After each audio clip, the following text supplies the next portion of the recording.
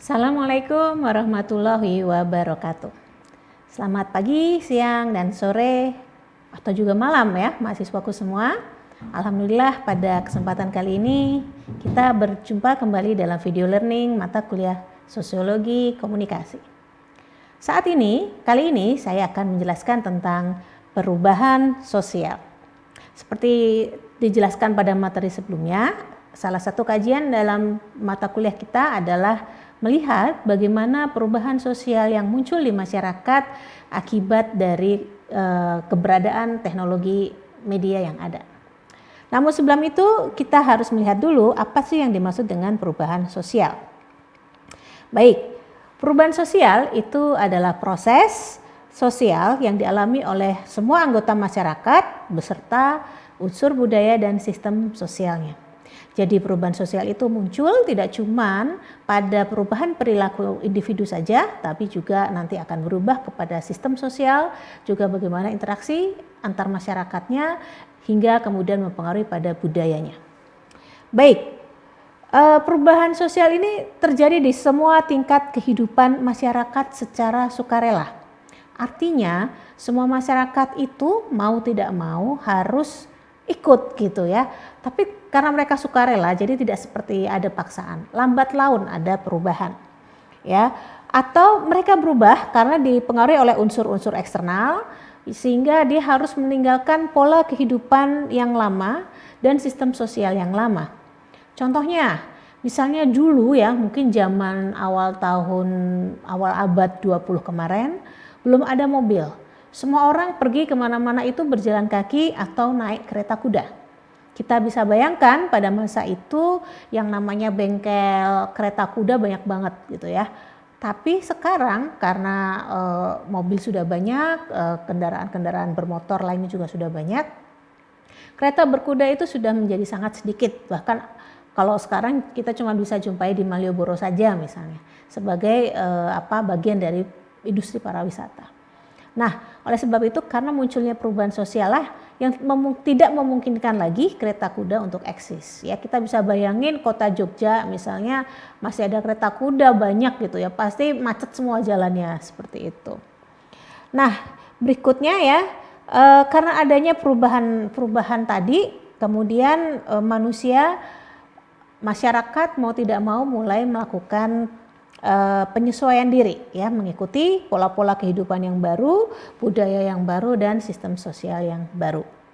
Ya, contoh perubahan sosial ya, saya mau angkat ini.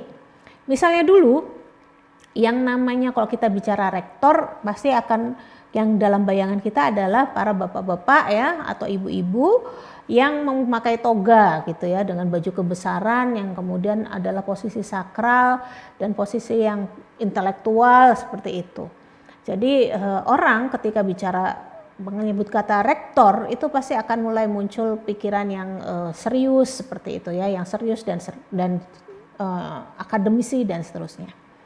Tapi dalam kondisi sekarang ya yang namanya rektor itu sudah ada perubahan sosial. Sekarang rektor bisa tiktokan misalnya seperti itu.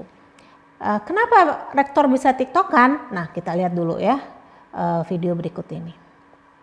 Sebentar ya.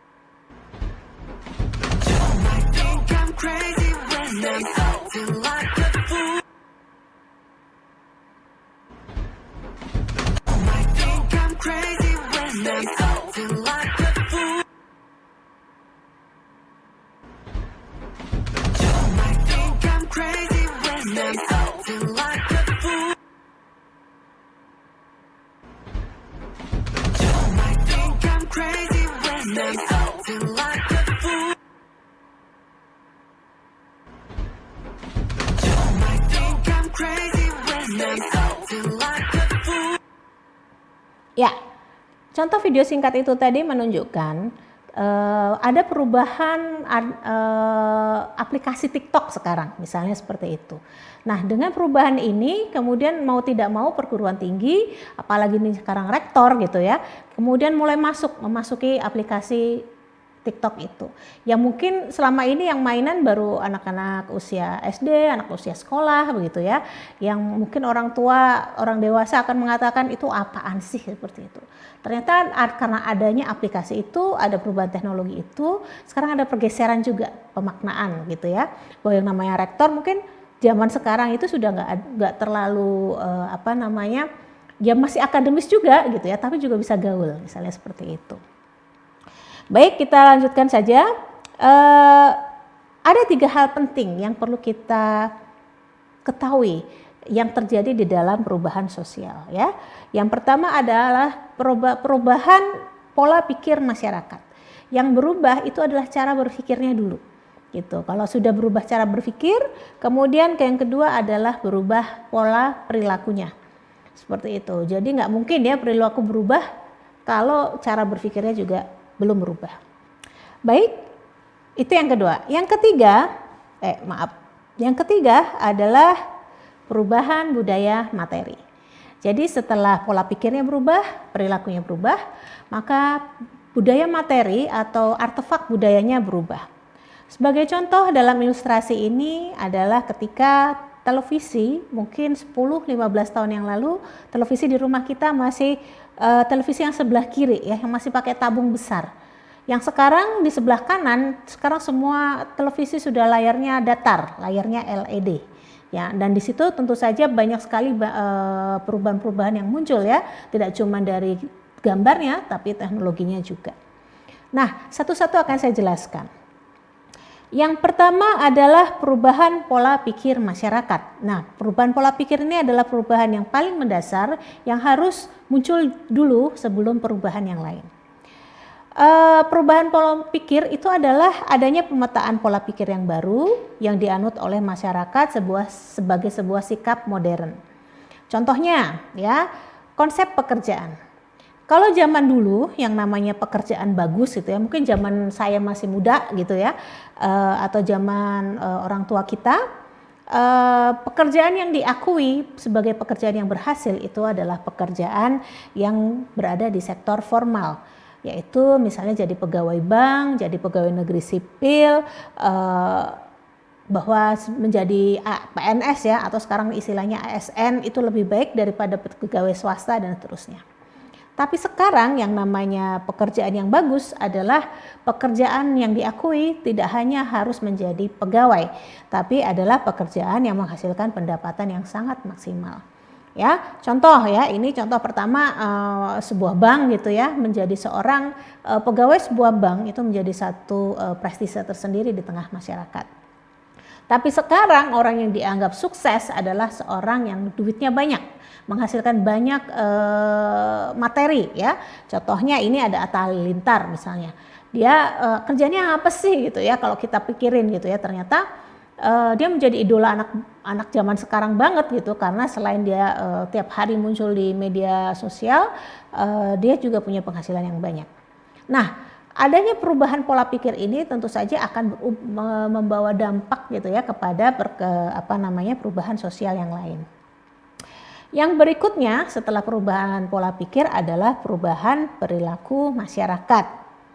Ya, masyarakat setelah pola pikirnya sudah berubah, mulai meninggalkan sistem sosial yang lama dan mulai menjalankan sistem sosial yang baru. Contoh adalah pola perilaku belanja. Mungkin 5 tahun yang lalu gitu ya, kita 5 tahun mungkin 3 tahun yang lalu juga gitu kan, perilaku kita belanja itu dulu harus pergi ke pasar ya, harus pergi ke mall dulu, atau harus ada pertemuan langsung antara pembeli dengan barang yang mau dibeli. Jadi kan ibu gitu ya, kita harus ke pasar, pegang-pegang, pilih-pilih cabai dulu, pilih-pilih timun misalnya seperti itu ya, dipilih mana yang bagus kemudian baru dikirim, baru dibeli. Tapi sekarang gitu ya, ada belanja online. Apalagi belanja online itu sekarang luar biasa ya, banyak banget berkembang di era pandemi ini. Orang nggak harus keluar rumah karena takut keluar rumah, sehingga barangnya itu cukup dipesan lewat device ya, atau lewat handphone. Jadi konsekuensinya adalah saat ini adanya pola perilaku perubahan masyarakat dalam belanja juga akan mempengaruhi misalnya terkait dengan jenis barang yang disukai. Mungkin ada pergeseran, orang-orang tidak lagi suka belanja barang-barang fresh, tapi lebih suka barang-barang frozen, misalnya yang sudah masak tinggal di frost gitu ya. Dulu ayam mungkin ibu-ibu di rumah masih membeli ayam mentah karena nanti mau dimasak lagi. Tapi sekarang ternyata ayam yang sudah dibumbui di frozen tinggal diangetin itu menjadi booming banget gitu ya. Sekarang bahkan ada rendang frozen, tengkleng frozen, sate frozen, bakso frozen, semuanya di frozen. Itu ada perubahan perilaku di dalam masyarakat. Dulu mungkin bumbu ya, nah maaf ini ibu-ibu banget contohnya ya, karena saya ibu-ibu. Dulu kalau kita mau bikin bumbu, itu memang harus bumbu-bumbu yang asli, yang seger. Bawang merah, bawang putih, misalnya cabai, jahe dan seterusnya harus yang fresh. Kita beli langsung dari pasar. Tapi sekarang yang namanya bumbu jadi, bumbu instan, tampaknya juga mulai mendapat tempat seperti itu. Kalau dulu mungkin rasanya nggak sama dengan rasa bumbu yang asli seger, memang betul nggak sama. Tapi masyarakat sudah mulai menyesuaikan diri dengan selera rasa gitu dengan bumbu-bumbu yang instan. Seperti itu. Nah, perubahan perilaku ini juga muncul misalnya dengan semakin banyaknya GoFood ya, atau pesan online makanan. Orang-orang sekarang banyak membatasi pergi ke restoran sehingga banyak pesanan antar saja, layanan antar yang kita bisa buka aplikasi dengan sangat mudah. Konsekuensinya apa? Bisa jadi sekarang restoran-restoran itu sudah tidak perlu buka restoran, cukup dapur sama chefnya saja. Tidak perlu waiter misalnya. Cukup pembantu yang nyiapin makanan, packing, kemudian dikirim. Nah, itu akan juga membawa perubahan. Itu perubahan yang kedua ya. Dan yang terakhir adalah perubahan budaya materi. Nah, setelah pola pikir berubah, perilaku berubah, ternyata budaya materinya juga berubah. Ya, budaya materi atau artefak budaya ini digunakan masyarakat ya, yang sekarang banyak berubah. Contohnya adalah pakaian. Ya, cara berpakaian orang sekarang itu mungkin lebih banyak mengikuti tren yang muncul di media online. Kenapa kok seperti itu? Karena jualan online-nya lebih banyak seperti itu kan. Kemudian ada karya fotografi. Kalau dulu fotografi itu yang bagus kan yang gambar kalau kita lagi foto itu fotonya yang dicantik-cantikin gitu ya. Tapi sekarang foto selfie itu yang mukanya dijelek-jelekin. Itu sekarang malah jadi tren juga seperti itu. Nah, itu ada budaya artefak yang berubah. Selfie itu juga teknologinya kan berubah. Dulu kamera itu nggak bisa lihat diri sendiri kan. Sekarang ada selfie. Akibatnya apa? Dia membawa perubahan perilaku juga, membawa perubahan pola pikir juga. Nah, jadi teknologi yang selalu berubah itu akhirnya ya, entah teknologinya dulu yang berubah atau pola pikir masyarakat, perilaku masyarakat berubah dulu baru teknologi berubah. Nah, ini saling berkaitan seperti itu. Baik, saya rasa cukup untuk materi perubahan sosial. Terima kasih. Nanti kita akan bisa lanjutkan dengan kegiatan-kegiatan online kita di My Class. Sampai bertemu lagi. Assalamualaikum warahmatullahi wabarakatuh.